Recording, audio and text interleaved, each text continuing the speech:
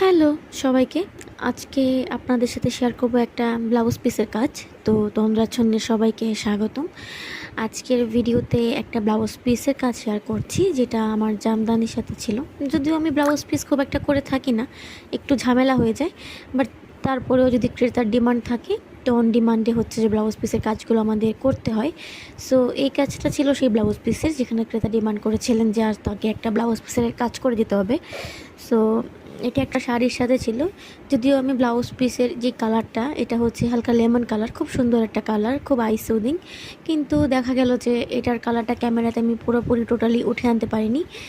But তারপরেও কাজটা করার পর বাস্তবে আরও সুন্দর লাগছিল। বাস্তবে ক্যামেরার থেকেও কাজটা অনেক সুন্দর হয়েছে। তো এটা ছিল জারুল ফুলের থিমের একটা কাজ। সো এটার উপর ভিত্তি করেই হচ্ছে যে আমি ফুল পাতাগুলো এঁকেছিলাম। আমাকে বলেছিলেন আমার মতো করে এঁকে দিতে। তো ক্রেতা যখন আর্টিস্টের উপর বেশি ভরসা রাখে, তখন অবশ্যই অনেক ভালো লাগে। তো সেই হিসাব থেকে কাজটা করেছিলাম, আশাবাদী ক্রেতার কাছে পছন্দ হবে। সেই সাথে আমি বলি, আমার পেজে যেহেতু খুব একটা টিউটোরিয়াল আপলোড করি না, তো অনেকেই আসলে জিজ্ঞেস করেন, আবার অনেকেই ছোটোখাটো ফুলের ছবি চান যে আপু সহজ কিছু কাজ দেখান, বা সহজভাবে কীভাবে আঁকাআঁকি করি।